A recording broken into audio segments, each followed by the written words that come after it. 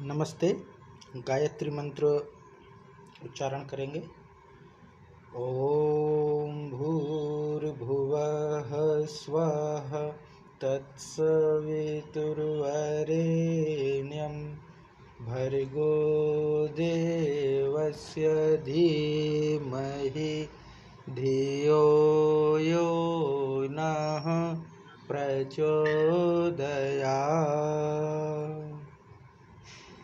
ॐ शान्ताकारं भुजगशयनं पद्मनाभं सुरेशं विश्वाधारं गगनसदृशं मेघवर्णं शुभांगं लक्ष्मीकान्तं कमलनयनं योगिभिर्ध्यानगम्यं वन्दे विष्णुं भवभयहरं सर्वलोकैकनाथम्। ॐ यं ब्रह्मा वरुणेन्द्ररुद्रमरुतः स्तुन्वन्ति दिव्यैः स्तवैर्वेदैः साङ्गपदक्रमोपनिषदैः गायन्ति यमसामगाः। ध्यानावस्थिततद्गतेन मनसा पश्यन्ति यं योगिनो यस्यान्तं न विदुः सुरासुरगणा। देवाय तस्मै नमः, देवाय तस्मै नमः। गीता माता ऑनलाइन कक्षा में आप सभी का स्वागत है। अभी तक हमने सप्तदश अध्याय अर्थात 17वें अध्याय के 8 श्लोकों का अभ्यास कर लिया था। आज हम इससे आगे के श्लोकों का अभ्यास करेंगे। तो जो 17वां अध्याय है उसका नाम है श्रद्धा त्रय विभाग योग। 3 प्रकार की श्रद्धा जो होती है, श्रद्धा त्रय जिसको कहते हैं, उसके विभागों को यहाँ पर समझाया गया है। तो जिसके विषय में हम पढ़ चुके थे कि सात्विकी श्रद्धा, राजसिकी श्रद्धा और तामसिकी श्रद्धा, ये क्या अंतर होता है, इस विषय में भगवान श्री कृष्ण अर्जुन को उपदेश करते हैं। इसी प्रकरण में उन्होंने सात्विक आहार, राजसिक आहार, तामसिक आहार समझाना आरंभ किया था, जिसमें हमने सात्विक आहार के विषय में समझ लिया था, जो कि 8वां हमारा श्लोक था। आज फिर से हम सात्विक आहार के विषय में ही अध्ययन करेंगे। इसके बाद हम राजसिक और तामसिक की ओर बढ़ेंगे। हालांकि सात्विक का कर लिया था, पर पुनः हम इसका अभ्यास करेंगे। तो सात्विक आहार जो है उसके लक्षण थे। सात्विक आहार के लक्षण क्या हैं? तो ये जो लक्षण हैं, आयु सत्व बलारोग्य, आयु सत्व बलारोग्य सुख प्रीति विवर्धनाः, रस्याः स्निग्धाः स्थिरा हृद्या, रस्याः स्निग्धाः स्थिरा हृद्या, आहारा सात्विकी प्रियाः, आहारा सात्विक प्रियाः। अब इसमें क्या है? तो सात्विक व्यक्ति को प्रिय होने वाला जो आहार है वो कौन सा है? तो कहते हैं आयु सत्व, आयु माने उम्र, आयु एज, बुद्धि माने सत्व, बुद्धि को बढ़ाने वाला, बल यानी शक्ति, आरोग्य यानी स्वास्थ्य, सुख और प्रीति, सुख और प्रेम को बढ़ाने वाला जो है, रसयुक्त, रस माने जिसमें कोई टेस्ट हो, स्वाद हो, रसयुक्त, स्निग्धा, स्निग्धा माने हल्का सा उसमें चिकनाई भी हो, स्निग्ध हो, ताकि पचाया जा सके, आसानी से पचाया जा सके। और आयुर्वेद में भी कहा गया है कि जब ये हम चर्चा करते हैं कि कोई भी निवाला हम ग्रहण करते हैं तो उसको बार बार चबाओ, बार बार चबाओ, बार बार चबाओ। इससे क्या होगा? हमारे मुंह में जो लार है वह लार भोजन में मिलेगी, ताकि भोजन चिकना हो सके, चिकनाई हो सके, ताकि उसको आहार नाल में पहुंचने में कोई परेशानी ना हो और वह आसानी से पच सके। इसलिए यहाँ पे स्निग्धाः शब्द प्रयोग है। और स्थिराः, स्थिराः माने स्थिर रहने वाला हो। स्थिर रहने से अभिप्राय क्या है?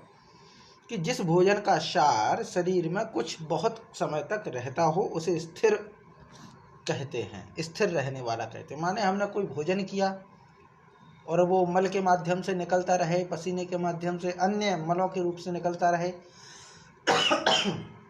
उसको हम स्थिर वाला नहीं कहेंगे। आहार वही जो हमारे शरीर को वर्धन करे, धातुओं का वर्धन करे, है ना, जो हमारे रक्त को बढ़ाए, हमारी अस्थियों का निर्माण करे, हमारे मज्जा वीर्य आदि जो धातुएं हैं उन सबको पोषण दे, वह आहार स्थिर है। और ऐसा जो है, और फिर कहते स्वभाव से ही मन को प्रिय लगे, ऐसा जो आहार है जो स्वभाव से ही मन को प्रिय लगे, ऐसे भोजन पदार्थ ग्रहण करने वाला जो पुरुष है वह सात्विक है, वह सात्विक है। तो सात्विक आहार ग्रहण करने वाले के लक्षण है कि आयु, बुद्धि, बल, आरोग्य, सुख, प्रीति को बढ़ाने वाला, रसयुक्त, स्निग्ध यानी चिकना और स्थिर रहने वाला तथा स्वभाव से ही मन को प्रिय लगे, ऐसे आहार को मतलब ऐसे भोज पदार्थ को जो ग्रहण करता है वह सात्विक पुरुष है। ये हमने कल पढ़ लिया था। अब आगे राजसिक की ओर बढ़ेंगे कि राजस आहार क्या है, उसके क्या लक्षण है जो राजसी पुरुषों को प्रिय हो। तो इसके विषय में कहा गया कटु अम्ल लवणात्युष्ण तीक्ष्ण रुक्ष विदाहिनः। तो कट्वम्ल लवणात्य उष्ण तीक्ष्ण रुक्ष विदाहिनः आहारा राज्यस्येष्टा दुख शोकामय प्रदाह। तो ये जो राजसी आहार है, राजसी आहार कैसा, तो कहते कटु अम्ल, कटु माने कड़वा, अम्ल माने खट्टा, कड़वा खट्टा, लवणात्य उष्ण, लवण माने नमक से युक्त, और बहुत तीक्ष्ण, अति उष्ण तीक्ष्ण माने बहुत उष्ण माने गरम, तीक्ष्ण माने तीखा, रुक्ष माने रूखा, रुक्ष विदाहिना, विदाहिना माने दाहक, दाह माने दहन करने वाला, शरीर को जलाए, रूखापन हो जिसमें। और जो सात्विक था वो था सुख प्रीति विवर्धना, लेकिन ये कैसा है, दुख शोकामय प्रदाह, दुख शोकामय प्रदाह माने वो दुख बढ़ाने वाला, चिंता बढ़ाने वाला, रोगों को उत्पन्न करने वाला। आमय, आमय का मतलब क्या होता है, रोग, आमय अर्थात रोग, और निरामय मतलब निरोग, निरामय अर्थात निरोग। तो यहाँ पे कहा आमय प्रदाह, आमय प्रदाह, आमय माने रोग देने वाला जो हो, रोग प्रदान करने वाला हो, दुख बढ़ाने वाला हो, शोक बढ़ाने वाला हो, जो रूखा हो, और दाहक माने शरीर को जलाने वाला हो, गरम हो, तीखा हो, ज़्यादा नमक डला हुआ हो, कड़वा खट्टा हो। ये जो स्वाद हैं ये कैसे हैं, तो कहते हैं आहारा राज्यस्येष्टा, ऐसे आहार, ऐसे भोज्य पदार्थों को ग्रहण करने वाला जो व्यक्ति होता है वो राजसी होता है, वह राजसी होता है। तो ज़्यादा मसालेदार, तेल वाला, ज़्यादा चटपटा, नमकीन, ये जो चीज़ें जो होती है ये दुख चिंता को बढ़ाने वाली होती है, कलेजे को जलाने वाली होती है, आमाशय को जलाने वाली होती हैं, क्योंकि आमाशय में वैसे ही HCl है, हाइड्रोक्लोरिक एसिड। वो क्या करता है, वो हमारे भोजन को पचाता है, भोजन में कुछ कीटाणु वगैरह रहते हैं उसको जो है दूर करता है, उनको नष्ट करता है, भोजन को पचाने में भूमिका निभाता है अपने। वो वैसे ही तीखा है, वैसे ही जलाने वाला है, आमाशय को जलाने वाला है। इसीलिए कहते हैं बार बार पानी पीते रहो, बार बार पानी पीते रहो, पानी की कमी नहीं होनी चाहिए, वरना पेट में छाले हो सकते हैं, जिसको अल्सर कहते हैं, हो सकते हैं। इसीलिए जो है बार बार पानी पीने की सलाह देते हैं, ताकि भोजन पचाने के लिए जो अम्ल बन रहा है वह अम्ल डाइल्यूट होता रहे और बाहर वो निकलता रहे, शरीर में ना रहे। और जो लंबे लंबे व्रत करते हैं तो व्रत में भी ये सलाह होती है कि निर्जला व्रत ना करें, निर्जला व्रत ना करें, क्योंकि जो आपके शरीर में बनने वाला जो HCl है या जो जठराग्नि है, जिसको आयुर्वेद में जठराग्नि कहा गया है, वह जठराग्नि आपके आमाशय को ना जलाए, जठर को ना जलाए, इसके लिए पानी पीना आवश्यक है। पर जो राजसी आहार है वह तीखा है, बहुत गर्म है और नमक युक्त है, यानी लवण युक्त है, कड़वा है, रूखा है, शरीर को जलाने वाला है। जब ये सब होगा तो दुख भी होगा, चिंता भी होगी और रोग उत्पन्न होंगे, क्योंकि आयुर्वेद इस बात को कहता है कि सबसे ज़्यादा जो रोग होते हैं वो पेट की खराबी से होते हैं। यहाँ तक कि अष्टांग हृदयम के अनुसार 90% रोग बीमारियां हमारे पेट से जुड़े हुए हैं। पेट से अर्थात भोजन ठीक से ना पचना, हमारे आमाशय का स्वस्थ ना रहना, ये कारण है रोग उत्पन्न होने का। कुछ रोग ऐसे होते हैं जल्दी हो जाते हैं, कुछ रोग होते हैं वो धीरे धीरे धीरे धीरे होते हैं, लेकिन बहुत दूर तक चलते हैं, वो दीर्घकालीन रोग होते हैं वो। तो ये राजसिक हैं, यहाँ से रोग उत्पन्न होते हैं। तो कड़वे, खट्टे, लवणयुक्त, बहुत गर्म, तीखे, रूखे, दाहक, दाहकारक या दहन प्रक्रिया बढ़ाने वाले, दुख, शोक, आमय प्रदान करने वाले आहार जो होते हैं वो राजसी पुरुष को प्रिय होते हैं। ये पूरा इसमें है राजस का, जिसका हम पाठ करते हैं। कट्वम्ल लवणात्युष्ण, कट्वम्ल लवणात्युष्ण, तीक्ष्ण रुक्ष विदाहिनः, तीक्ष्ण रुक्ष विदाहिनः, आहारा राज्यस्येष्टा, आहारा राज्यस्येष्टा, दुःख शोकामय प्रदाः, दुःख शोकामय प्रदाः, कट्वम्ल लवणात्युष्ण, कटुलम्ल कटु कट्वम्ल लवणात्युष्ण। अब इसमें क्या, कटु, अम्ल, लवण, अति उष्ण, ये 4 है। तो कटु माने कड़वा, अम्ल माने खट्टा, लवण माने नमक से युक्त, अति उष्ण माने बहुत गर्म, तीक्ष्ण रुक्ष विदाहिना, तीक्ष्ण माने तीखा, रुक्ष माने रूखा, विदाहिना माने दाह कारक, जलाने वाला। ऐसा है पूरा, लेकिन पूरा एक ही शब्द है ये। तो इसको अगर ना रोके तो ज़्यादा छंद के नियम से ज़्यादा अच्छा रहेगा, लेकिन हम पढ़ रहे हैं थोड़े वैसे, तो टुकड़े के रूप में हम इसको कर सकते हैं कि अगर हम पढ़ें इसको एक साथ पढ़ें तो ऐसे होगा, कट्वम्ल लवणात्युष्ण, तीक्ष्ण रुक्ष विदाहिना। लेकिन अगर हम पढ़ें तो तोड़ तोड़ के तो ऐसे, कटु अम्ल लवणात्युष्ण, कटु अम्ल लवण अति उष्ण, तीक्ष्ण रुक्ष विदाहिनः, ऐसे हो जाएगा। आहारा राज्यस्येष्टा, दुःख शोकामय प्रदाः, दुःख शोकामय प्रदाः।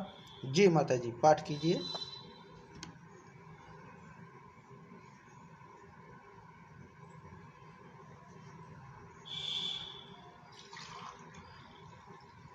आवाज आ रही है माता जी?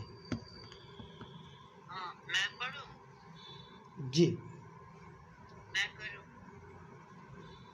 कट्वम्ल लवणात्युष्ण, तीक्ष्ण, कट्वम्ल लवणात्युष्ण, कट्वम्ल लवणात्युष्ण, तीक्ष्ण रुक्ष विदाहिना, तीक्ष्ण रुक्ष विदाहिना, आहारा राज्यस्येष्टा, आहारा राज्यस्येष्टा, दुःख शोकामय प्रदा, दुःख शोका कामय प्रदा।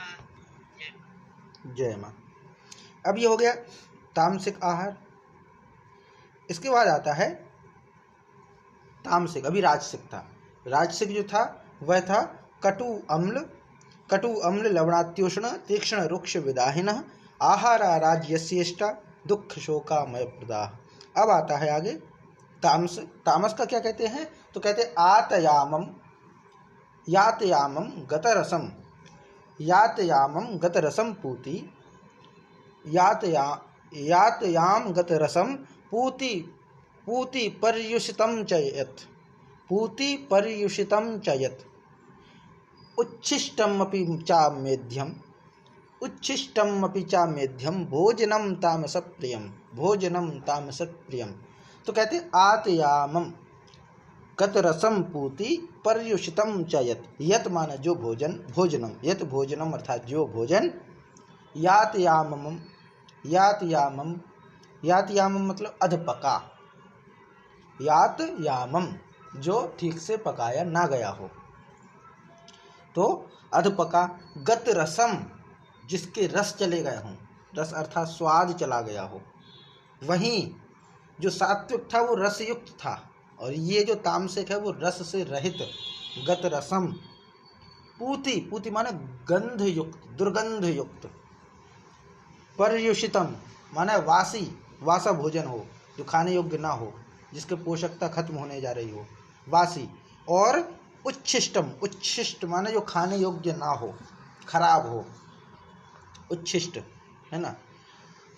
आगे चा अमेध्यम, अमेध्यम माने अपवित्र कहें जिसको, अखाद्य जिसको कहते हैं, उच्छिष्ट माने अखाद्य, और ये जो है अमेध्यम, अमेध्यम का मतलब अपवित्र, जो अपवित्र भी है वह भोजन तामस पुरुष को प्रिय होता है।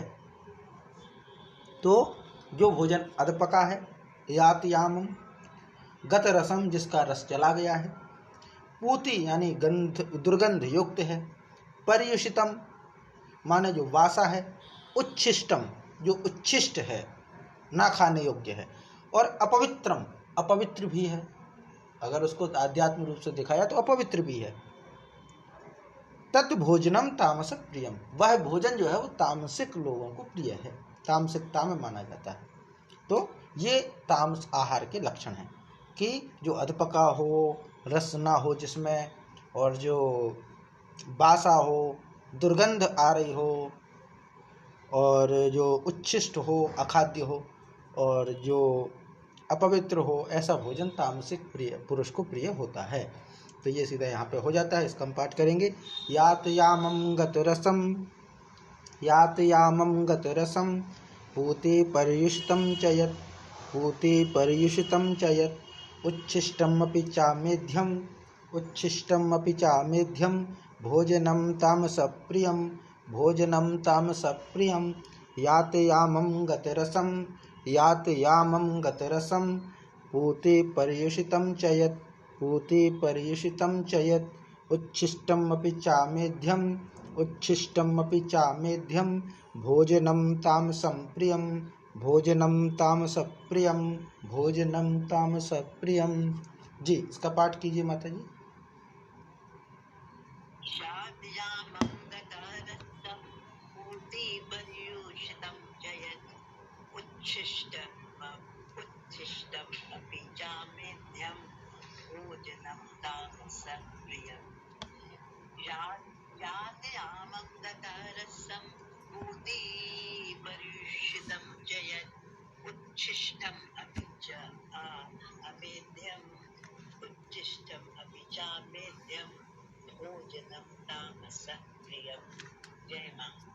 जय माँ।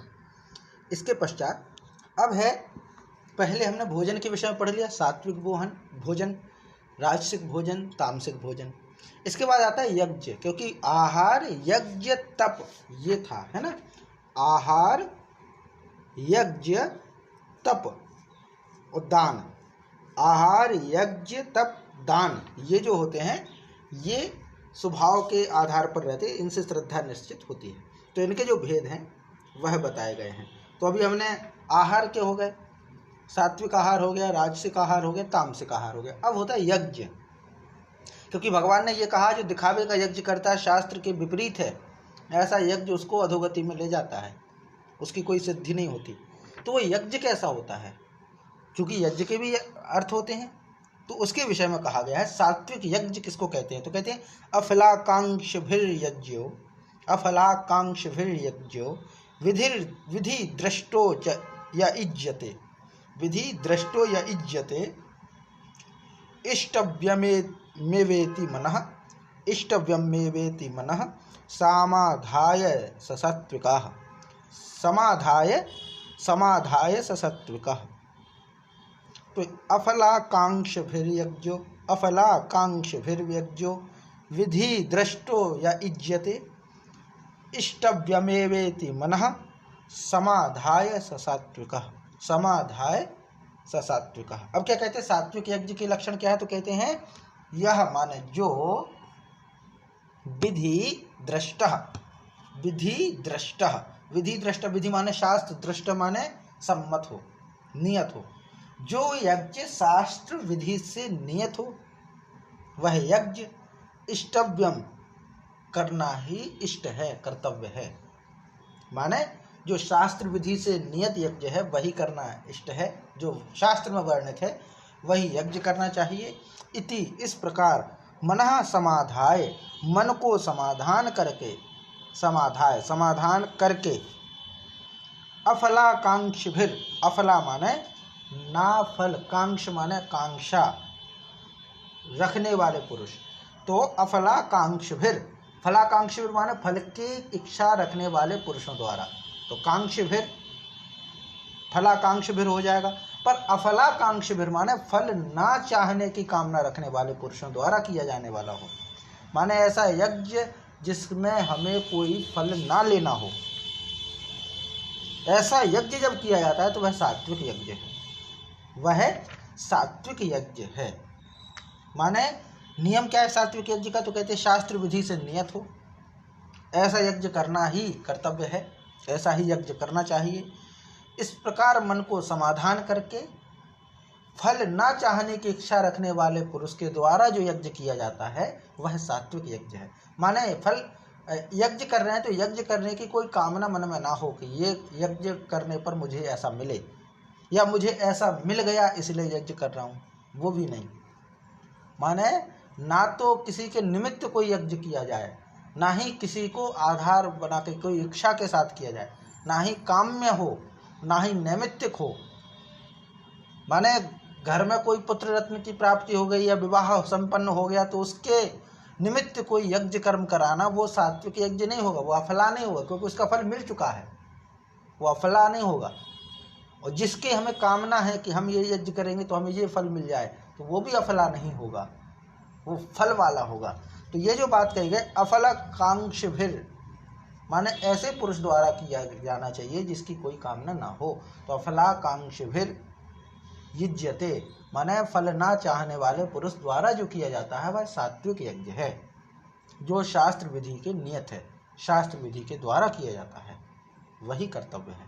तो अफलाकांक्ष भीर यज्ञो, ये इसका पूरा है। तो हम पाठ करते हैं कि अफलाकांक्ष भीर यज्ञो विधि दृष्टो या इज्यते, विधि दृष्टो या इज्यते इष्टव्यमेवेति मनः, इष्टव्यमेवेति मनः समाधाय स सात्विकः, समाधाय स सात्विकः।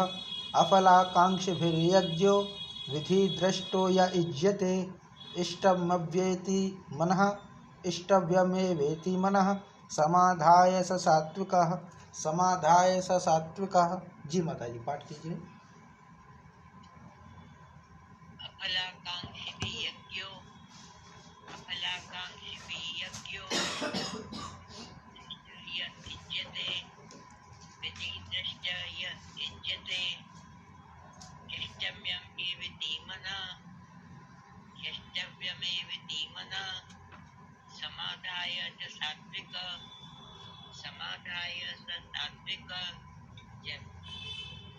जय माँ। इसके बाद राजस यज्ञ जो होता है उसके क्या लक्षण हैं, राजस यज्ञ किसको कहा जाए। तो कहते हैं राजस यज्ञ के विषय में कि अभिसंधायतु फलम, अभिसंधायतु फलम दंभार्थमपि चैव यत्, दंभार्थमपि चैव यत् इज्यते भरतश्रेष्ठ तम यज्ञम विधिराजसम, तम यज्ञम विधिराजसम।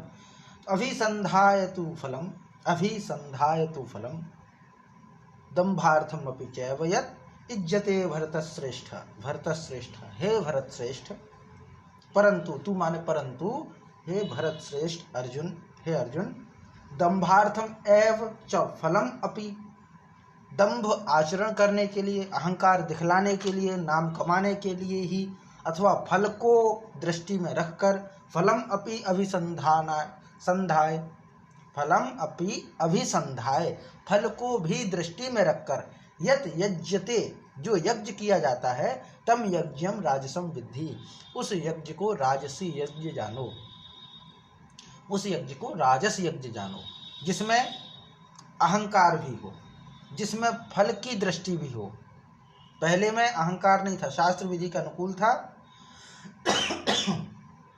और दंभ आचरण नहीं था और अफल था, फल नहीं चाहिए था, फल की कोई कामना ना थी, तो वह जो था वह सात्विक था। लेकिन इसमें दंभ आचरण के लिए किया जा रहा है और फल को भी दृष्टि में रखा गया है कि ऐसा होगा वैसा होगा, तो ये यज्ञ किया जा रहा है। जैसे अश्वमेध यज्ञ होते थे तो घोड़ा छोड़ा जाता था और राज्य वृद्धि की कामना होती थी, तो वो राजसी यज्ञ होता था। तो वह जो यज्ञ होता है, जो किया जाता है, उसको राजसी यज्ञ जानो। तो अभिसंधायतु फलम दंभार्थम अपि चैव यत् इज्यते भरतश्रेष्ठ तम यज्ञम विधिराजसम। अभिसंधाय तु फलम दंभार्थम अपि चैव यत् इज्जते भरतश्रेष्ठ तम यज्ञम विधि राजसम। तो जो यज्ञ दंभाचरण हेतु किया जाता हो, फल को ध्यान में रख करके किया जाता हो, ऐसा यज्ञ राजसी यज्ञ होगा, राजस यज्ञ होगा। तो इसका हम पाठ करते हैं कि अभिसंधाय तु फलम, अभिसंधाय तु फलम दंभार्थम अपि चैव यत्, दंभार्थम अपि चैव यत् इज्यते भरतश्रेष्ठ, इज्यते भरतश्रेष्ठ तम यज्ञं विधिराजसं, तम यज्ञं विधिराजसं। अभिसंधाय तु फलं दंभार्थमपि चैव यत् इज्यते भरतश्रेष्ठ तम यज्ञं विधिराजसं, तम यज्ञं विधिराजसं। जी पाठ कीजिए इसका माता जी। अभिसंधाय तु फलं दंभार्थमपि चैव यत् इज्यते भरतश्रेष्ठ तं यज्ञं विधिराजसम्। अभिसंधाय तु फलं दंभार्थमपि चैव यत् इज्यते भरतश्रेष्ठ तं यज्ञं विधिराजसम्। जय मां। जय मां। अब सात्विक यज्ञ हो गया, राजसिक यज्ञ हो गया। अब है तामसिक यज्ञ। क्या है तामस यज्ञ? क्या है उसके क्या लक्षण हैं? तो कहते हैं कि विधिहीनम असृष्टान्नम, विधिहीनम असृष्टान्नम, विधिहीनम असृष्टान्नम, मंत्रहीनम अदक्षिणम, मंत्रहीनम अदक्षिणम, श्रद्धा विरहितम यज्ञम, श्रद्धा विरहितम यज्ञम तामसम परिचक्षते, तामसम परिचक्षते। तो क्या कहते हैं? विधिहीनम, कोई विधि विधान ना हो जिसका, शास्त्र विधि से जो हीन हो।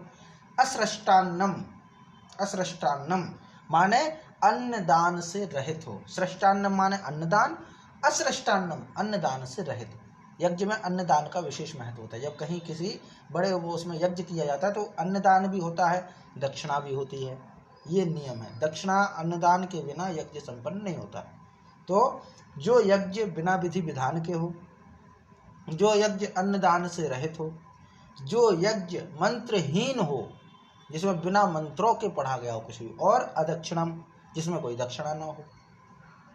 तो विधिहीनम बिना अन्नदान के, बिना मंत्रहीन मतलब बिना मंत्र के, बिना दक्षिणा के, और श्रद्धा विरहितम, जब हम कहीं अन्नदान नहीं कर पा रहे, मंत्रों का प्रयोग नहीं हुआ है, दक्षिणा भी नहीं दी गई है, शास्त्र विधि से हीन है, शास्त्र विधि का भी पालन न किया जाए, तो क्या लगता है वहाँ पे हमारी कोई श्रद्धा होगी?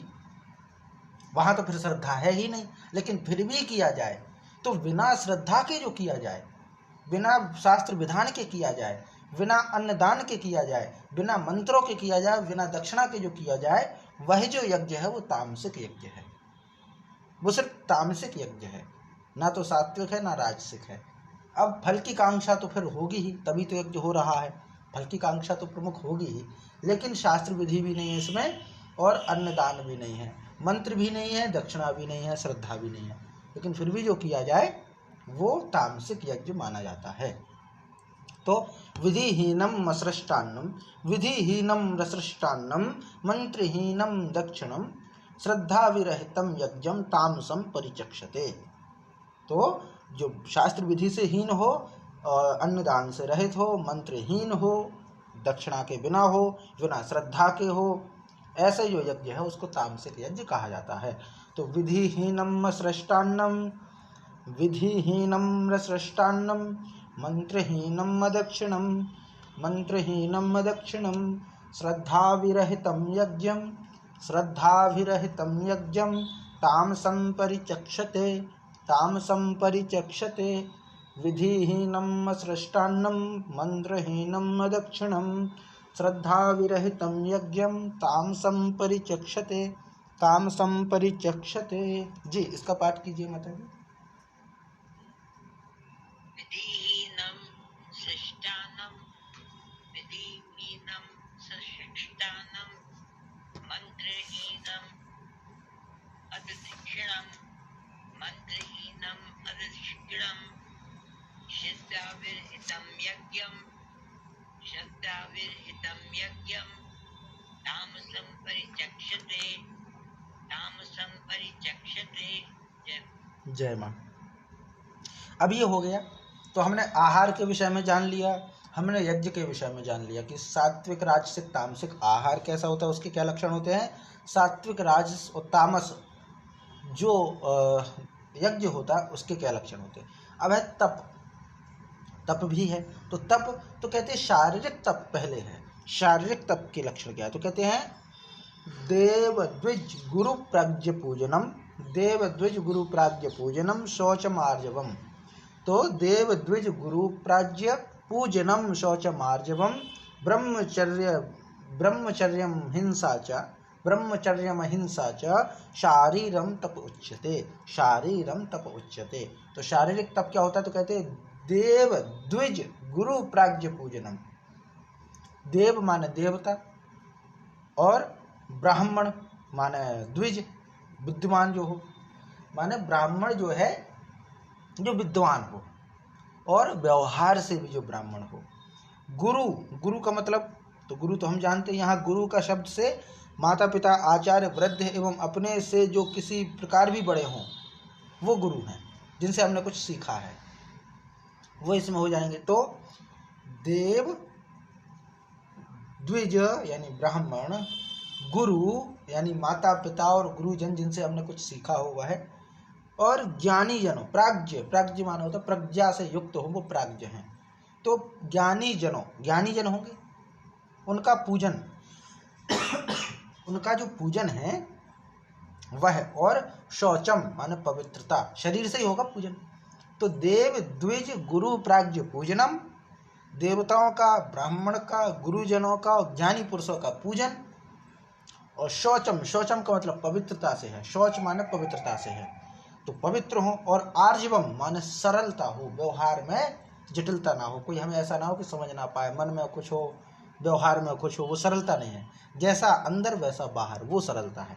तो आर्जवम माने सरलता। ब्रह्मचर्यम, ब्रह्मचर्य का व्रत का धारण करने वाला। और अहिंसा, मानसिक, वाणी माने वाणी के तो वाक और कर्म, मनसा वाचा कर्मणा, मनसा माने मन के द्वारा, वाचा माने वाणी के द्वारा, कर्मणा माने कर्म के द्वारा हिंसा ना करना अहिंसा है। ये शारीर माने शारीर माने शरीर से संबंधी, शरीरस्य इति शारीर, तो शरीर से संबंधी जो तप होते हैं वो कहे जाते हैं। तो शारीरिक तप जो है उसमें सबसे पहले अहिंसा, ब्रह्मचर्य, देवजन, गुरुजन, ब्राह्मण और ज्ञानी जनों का पूजन करना, सम्मान करना, पवित्रता रखना शरीर में और सरलता रखना स्वभाव में, ये शारीरिक तप होते हैं। तो देव द्विज गुरु प्राज्ञ पूजनम, तो देवता हो गए, देवता माने जिसमें कुछ दिव्यता हो, देवीय पूजन जो होता है ना, देवताओं के प्रति सम्मान। द्विज माने ब्राह्मण, ब्राह्मण से भी अर्थ, द्विज का जो अर्थ है, द्वि माने दो, ज माने जन्मना, जो 2 बार जन्म हो चुका हो जिसका, वो द्विज है। 2 बार जन्म से मतलब क्या है, एक बार जन्म तो हो जाता है आसानी से, वो हम सबको पता है। एक बार जन्म होना माने जब हम माँ के गर्भ से बाहर आते तो हमें पता चलता है कि हमारी एक स्वतंत्र इकाई है, हम एक अलग शरीर हैं, माँ का शरीर अलग है, पुत्र का शरीर अलग है, तो वो तो हो गया एक बार जन्म। लेकिन जब हमें पता चल जाए कि हमारा जन्म क्यों है, हमारे जन्म का उद्देश्य क्या है, वो जो दूसरी बार जन्म होता है वो होता है द्विज बनाना।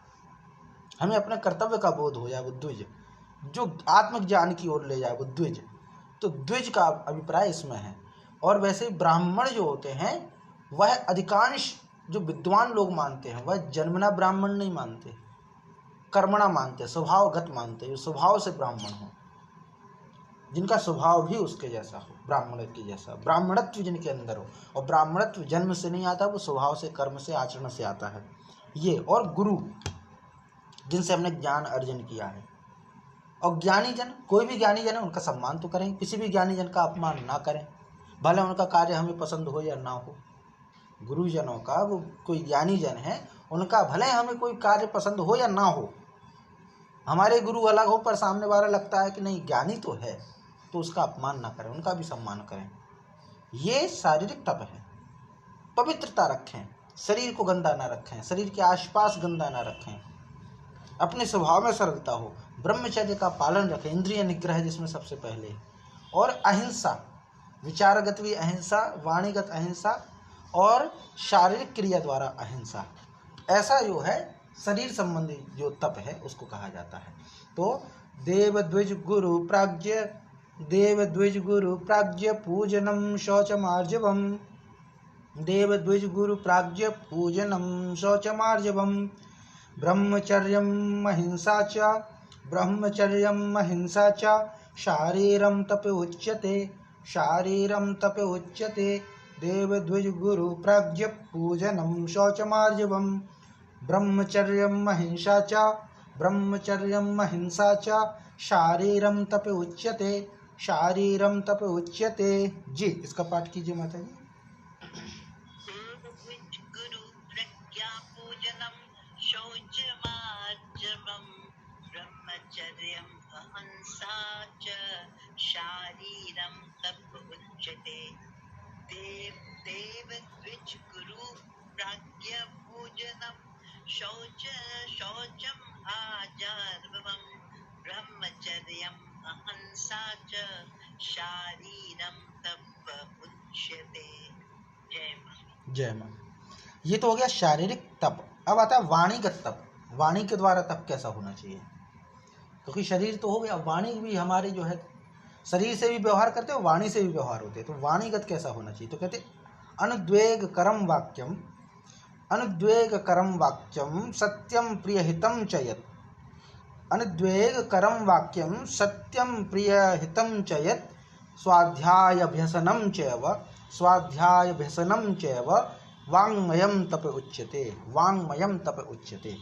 अनुद्वेग करम वाक्यम सत्यम प्रियहितम चयत स्वाध्यायभ्यसनम चैव वाङ्मयं तप उच्यते। तो कहते हैं यत अनुद्वेग करम, जो उद्वेग ना करने वाला, जो उद्वेग ना करने वाला, उद्वेग माने जैसी वाणी ना बोले, ऐसा वचन जो उद्वेग ना करे, माने जो बुराई उत्पन्न ना करे, किसी को कष्ट ना दे। तो अनुद्वेग करम प्रिय हितम, प्रिय हो और हितकारक हो, और सत्यार्थम, सत्यार्थम माने जो देखा वही सत्य, यथार्थ, वाक्य माने भाषण है। कैसा भाषण, ऐसा भाषण जो उद्वेग ना करने वाला हो, जो कष्ट ना देने वाला हो, और ऐसा भाषण जो प्रिय हो, सुनने में प्रिय लगे, ऐसा भाषण जो हितकारी हो, हित करने वाला हो, और ऐसा भाषण जो यथार्थ हो, माने सत्य हो। जी, कोई प्रश्न है माता जी?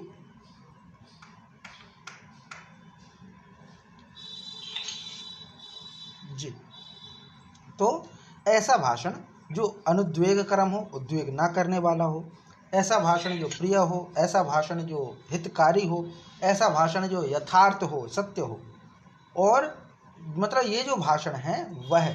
फिर इसके बाद कहते हैं स्वाध्यायम अभ्यसनम, जो वेद शास्त्रों का पठन एवं परमेश्वर के नाम जप का अभ्यास हो, ऐसी वाणी जो है वही वाणी संबंधी तप है। तो वाणी का अगर हमें तप करना है तो क्या क्या करना पड़ेगा, तो कहना है कि उद्वेग वाली बात ना कहें, अनुद्वेग करम वाक्यम हो, माने किसी को कष्ट ना पहुँचे, और प्रिय वाक्य बोलें, वाणी बोलें, हितकर वाणी बोलें जिससे दूसरे का भला हो, सत्य बोलें, वेद शास्त्रों और परमेश्वर का स्मरण करें। तो ये जो होगा वो वाणी संबंधी तप होगा, वाणी का तप होगा। मौन व्रत करना वो तो ठीक है, लेकिन ये भी महत्व का है कि जब भी बोले तो हितकारी बोलें, जब भी बोलें प्रिय बोलें, प्रिय माने अच्छा लगने वाला, और उद्वेग ना हो, जिसमें कष्ट ना हो, किसी को बुरा ना लगे, और यथार्थ बोलें, सत्य बोलें, असत्य ना बोलें, वेद शास्त्रों पठन का अभ्यास हो, परमेश्वर का नाम स्मरण हो। यह जो होगा वो वाणी संबंधी यज्ञ होगा। जब भी शांत बैठे परमेश्वर का ध्यान करते रहे, परमेश्वर का नाम जप करते रहें, तो ये जो होगा वाणी संबंधी यज्ञ होगा। अनाप शनाप कुछ भी अनावश्यक ना बोलें, ये वाणी संबंधी तप कहा गया है। तो ये जो है माने मन और इंद्रियों द्वारा जैसा अनुभव किया गया हो वैसा ही कहना, ये सत्य कहा जाता है, यथार्थ कहा जाता है। तो ऐसी वाणी जो उद्वेग ना करने वाली हो, प्रिय हो, हितकारी हो, जैसा देखा जाए, इंद्रियों द्वारा समझा जाए वैसा ही प्रवचन करना, बोलना। वेद शास्त्रों के पठन का, परमेश्वर के नाम का जिसको अभ्यास हो, ऐसा जो होता है वह वाणी संबंधी तप कहा जाता है उसको, वह वाणी संबंधी तप है। तो इसका हम पाठ करते हैं कि अनुद्वेगकरं वाक्यम सत्यम प्रियहितं च यत् सत्यम प्रियहितं च यत् स्वाध्यायाभ्यसनं चैव वाङ्मयं तप उच्यते अनुद्वेगकरं वाक्यम सत्यं प्रियहितं च यत् स्वाध्यायाभ्यसनं चैव वाङ्मयं तप उच्यते। जी, इसका पाठ कीजिए। अनुद्वेगकरं वाक्यं सत्यं प्रियहितं च यत् स्वाध्यायाभ्यसनं चैव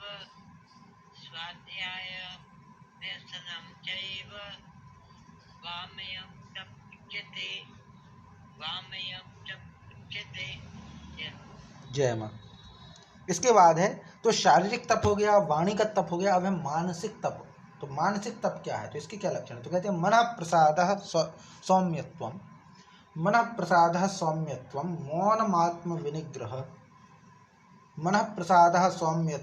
मौनमात्म विनिग्रह भाव संशुद्धिरित्येतत् तपो मानसमुच्यते। कहते मनः प्रसादः, मन की प्रसन्नता। प्रसाद माने क्या होता है? प्रसन्नता देने वाला जो हो वो प्रसाद है, प्रसन्नता देने वाला हो वो प्रसाद है। और ऐसा जिससे प्रसन्नता नहीं मिले वो प्रसाद नहीं है। तो मन प्रसाद माने मन की प्रसन्नता, सौम्यत्व माने शांत भाव हो, मौनम माने हमेशा मौन रह करके भगवत चिंतन करने का स्वभाव हो, आत्म विनिग्रह मन का निग्रह करना, स्वयं को अनुशासन में ढालना, भाव संशुद्धि अंतःकरण के भावों की भली भांति पवित्रता, अंतःकरण के जो भाव हों, अंतःकरण के भाव हों उनकी भली भांति पवित्रता रखना।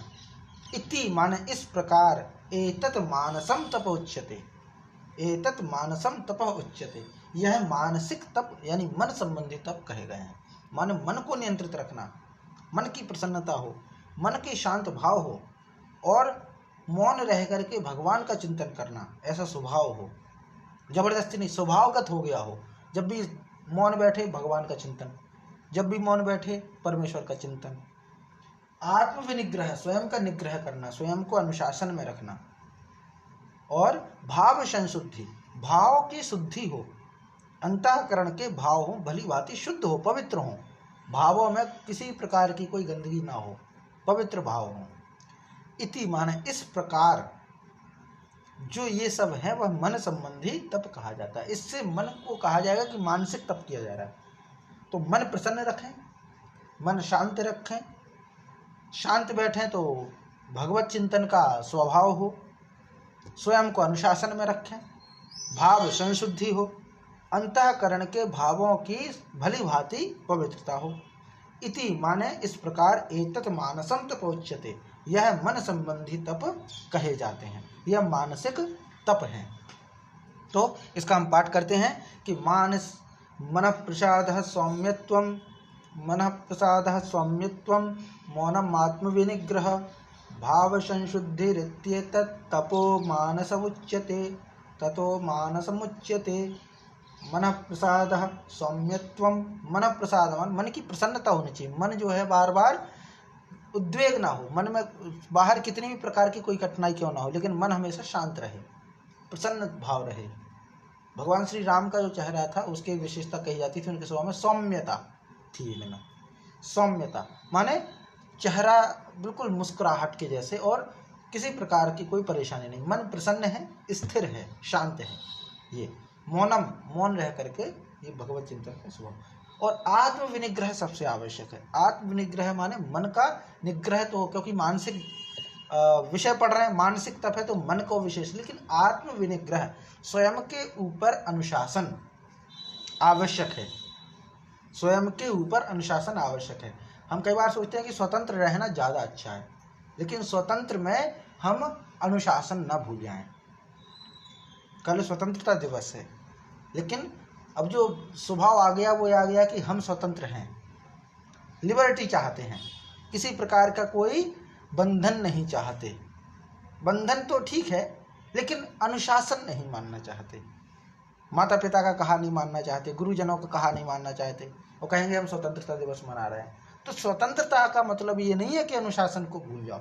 स्वतंत्रता का मतलब ये नहीं है कि गुरुजनों का सम्मान ना करो। स्वतंत्रता का मतलब ये नहीं कि जो मन मर्जी हो वो करो, क्योंकि बच्चे को संभालना, संस्कार देना हर एक माता पिता का वो है, कर्तव्य है। बच्चे के जीवन में कुछ क्षण ऐसे भी आते हैं जो उसको भटकाते हैं, तो उस भटकन को संभालने के लिए कई बार अनुशासन आवश्यक होता है।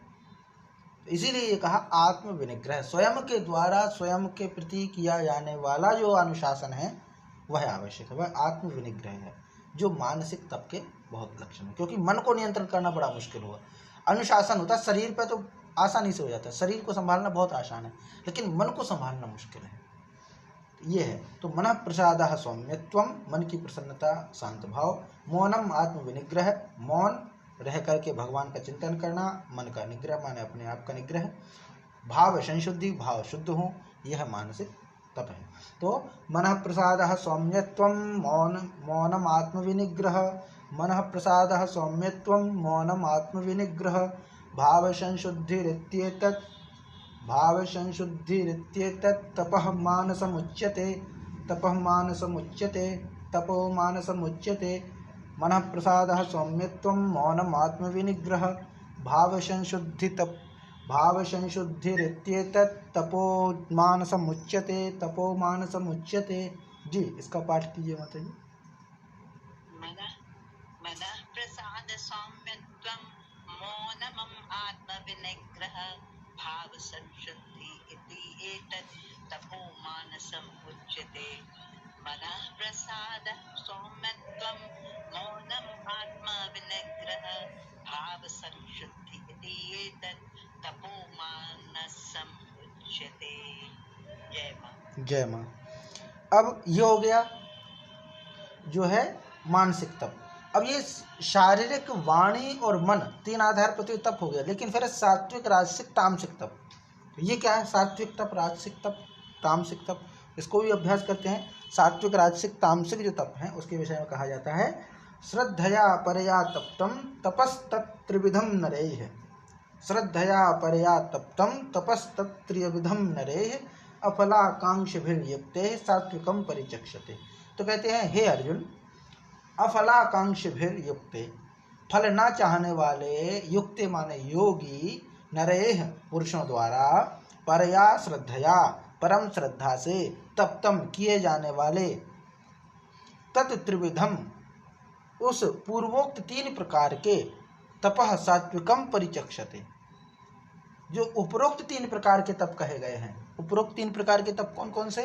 शारीरिक तप, वाणिगत तप और मानसिक तप। ये तीन प्रकार के तप जो करता है, लेकिन उसके भाव कैसे? फल नहीं चाहिए मुझे इस तप का। शारीरिक तप कर रहा हूँ, इससे मुझे कोई फल नहीं चाहिए। मानसिक तप कर रहा हूँ, इससे मुझे कोई फल नहीं चाहिए। या वाणिगत तप कर रहा हूँ तो इससे मुझे कोई प्रशंसा नहीं चाहिए कि अरे ये तो बहुत अच्छा स्वभाव वाला आदमी, इसकी कोई आकांक्षा नहीं है, इच्छा नहीं है। तो फल को ना चाहने वाले योगी पुरुषों द्वारा परम श्रद्धा से उपरोक्त तीन प्रकार के किए जाने वाले तप जो हैं उनको सात्विक कहा जाएगा। माने तप तो तीन ही हैं, लेकिन इन तीन तप के माध्यम से हमें कोई फल नहीं चाहिए, हमें कोई वरदान नहीं चाहिए। हम ये तप कर रहे हैं तो इसका हमें कोई ना तो नाम चाहिए, ना प्रशंसा चाहिए, ना ही कोई सिद्धि चाहिए। वह जो है वो सात्विक होगा। सात्विकता का यही लक्षण है कि फल मुक्त हो जाए, जो जहाँ फल की इच्छा ना हो, वो सात्विक है। तो श्रद्धया परया तप्तम, श्रद्धा के द्वारा, परया माने परम श्रद्धा, परम श्रद्धया तप्तम, परम श्रद्धा के द्वारा किया जाने वाला, तपस्तत्त्रिविधम, तपस तप, तत् माने जो, त्रिविधम तीन प्रकार का जो कहा गया है, ऐसा जो करता है कौन? नरई है। कौन सा नर? तो कहते हैं अफलाकांक्षिभिर्युक्ते, ऐसा नर, ऐसा पुरुष जो फल ना चाहने की कांक्षा से युक्त हो। तो जिसको फल ना चाहिए हो, ऐसे पुरुष के द्वारा परम श्रद्धा से जो तीन प्रकार के जो तप किए जाते हैं तो वो सात्विक कहलाते हैं। वह जो तप है वो सात्विक है। ये सात्विक तप का हो गया। माने ऐसा नहीं है कि जो है शारीरिक तप कर लो, वाणीगत ना करो, मानसिक ना करो, तीनों प्रकार के तप करें, लेकिन फल ना चाहिए हो, फल का त्याग जहाँ पर हो और श्रद्धा सबसे ज़्यादा हो, वो सात्विकता का लक्षण है। फल शून्य हो, श्रद्धा सबसे अधिक हो, वह सात्विकता के अंतर्गत आता है। तप तीनों प्रकार के हों, शारीरिक, वाणीगत और मानसिक। तो तीनों प्रकार के तप हों, लेकिन श्रद्धा हो, फल की कामना ना हो, वो सात्विक है। तो इसका पाठ करते हैं कि श्रद्धया परया तप्तम, श्रद्धया परया तप्तम, तपस्तत्त्रिविधं नरे, तपस्तत्त्रिविधं नरे, अफलाकांक्षभिर्युक्ते, अफलाकांक्षभिर्युक्ते, सात्विकं परिचक्षते, सात्विकं परिचक्षते, श्रद्धया परया तप्तं, तपस्तत्त्रिविधं नरे, अफलाकांक्षभिर्युक्ते, अफलाकांक्षभिर्युक्ते, सात्विकं परिचक्षते, सात्विकं परिचक्षते। जी, इसका पाठ कीजिए माता जी। श्रद्धया पर्याप्तम, श्रद्धया पर्याप्तम, तपस्तत्त्रिविधं नरे, तपस्तत्त्रिविधं नरे, अफलाकांक्षिभिर्युक्ते, अफलाकांक्षिभिर्युक्ते, सात्विकं परिचक्षते, सात्विकं परिचक्षते। जय मां। अब ये जब सात्विक तप हो गया तो कहते हैं राजसिक तप क्या है? तो कहते हैं सत्कार मान पूजार्थम, सत्कार मान पूजार्थम तपो दंभेन चैव यत् क्रियते तदिदं तदिह प्रोक्तम, क्रियते तदिह प्रोक्तम राजसम चलम अध्रुवम, राजसम चलम अध्रुवम। कहते यत् तपः, जो तप, सत्कार मान पूजार्थम, सत्कार सम्मान और पूजा के लिए, च एव, और किसी स्वार्थ के लिए स्वभाव से, वह दंभेन, दंभ माने दिखावीपन से, पाखंड से, क्रियते किया जाता है, तत् अध्रुवम, वह अनिश्चित, चलम माने क्षणिक फल वाला, चलम माने जो तुरंत चल जाए, तुरंत नष्ट हो जाए, तो चलम यह राजसम प्रोक्तम, ऐसे तप को राजसिक तप कहा गया है। तो तीनों प्रकार से करें, लेकिन वो तीनों प्रकार के तप करने में क्या है?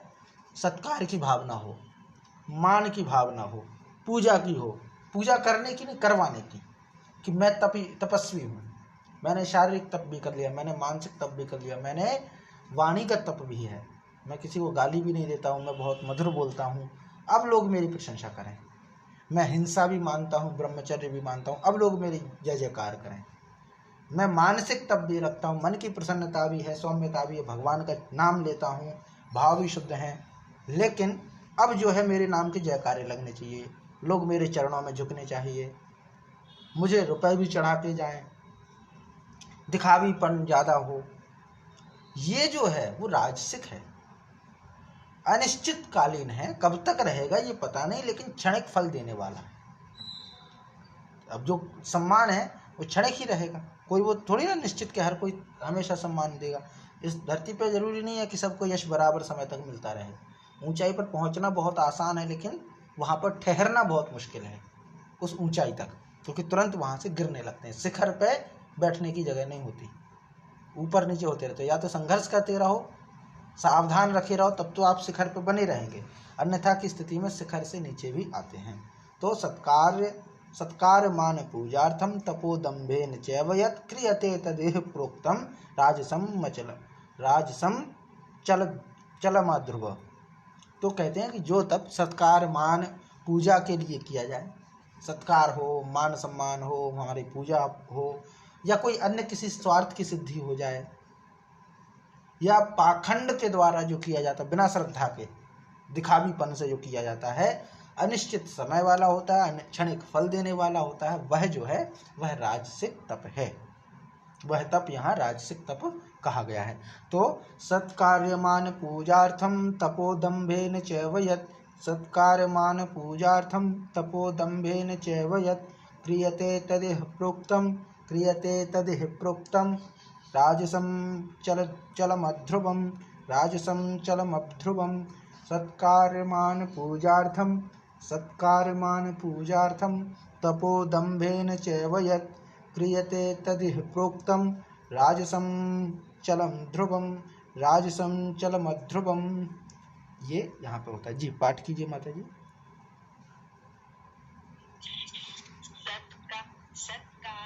सत्कार मान पूजार्थ तपोदम्भेन चैव यत् क्रियते तत् प्रोक्तम् राजसं चल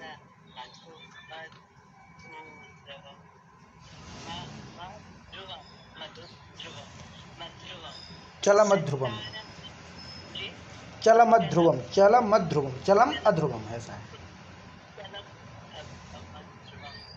सत्कार मान पूजार्थ तपोदम्भेन चैव यत् क्रियते तदिह प्रोक्तम् राजसं चलमध्रुवम्।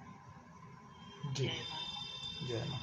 इसके बाद एक और तप है, इसको भी आज हम समाप्त कर दें, फिर आगे जो है अगला विषय होगा। तो तामस जो तप है उसके क्या लक्षण है? तो कहते हैं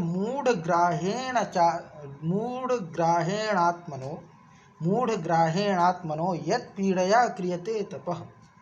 मूढ़ग्राहेणात्मनो यत् पीड़या क्रियते तपः परस्योत्सादनार्थम वा तत्तामसम उदाहृतम। तो कहते हैं यत माने जो तप मूढ़ता पूर्वक हठ से, मूढ़ता माने मूर्खता पूर्वक हो, हठ माने जिद के साथ हो, आत्मना पीड़या मन वाणी और शरीर को पीड़ा सहित, मन वाणी और शरीर की पीड़ा के सहित, वा और परस्य उत्सादनार्थम और दूसरे का अनिष्ट करने के लिए, परस्य माने दूसरे का, उत्सादनार्थम कुछ अनिष्ट करने के लिए, बुरा करने के लिए किया जाता है, तत् तामसम उदाहृतम, वह तप तामसिक तप कहा जाता है तो तप लेकिन तामसिक है, क्योंकि फल दूसरा दूषित है, दूसरे का बुरा चाह रहे हैं और कष्ट भी खुद को दे रहे हैं, वो मूर्खता पूर्वक है, माने जिसमें कोई बुद्धिमानी ना हो, मूर्खता पूर्वक मन माना तप शारीरिक मानसिक और वाणीगत कष्ट हो, कष्ट की अनुभूति हो, पीड़ा हो और दूसरे का अनिष्ट करने वाला हो, भले मानसिक शारीरिक पीड़ा ना हो, दूसरे का अनिष्ट करने की इच्छा हो तो भी वो तामसिक होगा, भले दूसरे का बुरा ना चाहे लेकिन शारीरिक मानसिक और वाणीगत कष्ट देने वाला हो, मूर्खता पूर्वक हो, हट के द्वारा किया जाने वाला हो, वह तप तामसिक तप है, वह तप तामसिक तप है। तो ये सीधे लक्षण है कि जो तप मूर्खता पूर्वक हो, हट से किया जाए, मन वाणी और शरीर की पीड़ा के साथ हो, या फिर दूसरे का बुरा करने के लिए किया जाए, वह तप तामस तप है, वही तो राक्षस कहलाएंगे। तामस माने तामसिकता से युक्त जो है वो राक्षस हैं। तो ये है, तो मूढ़ग्राहेणात्मनो यत् पीड़या क्रियते तपः परस्योत्सादनार्थं वा तत्तामसमुदाहृतम। तो मूढ़ग्राहेणात्मनो यत् पीड़या क्रियते तपः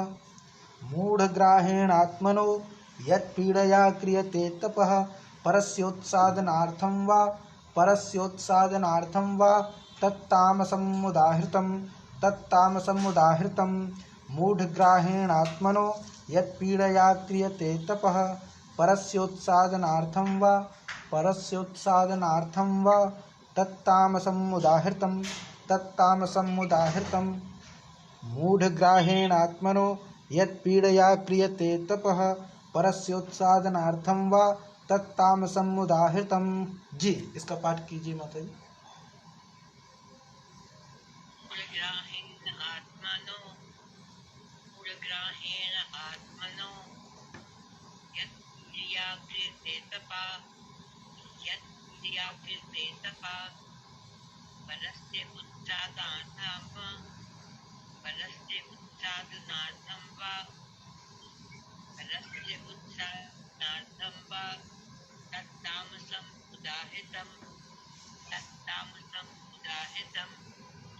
जय मां।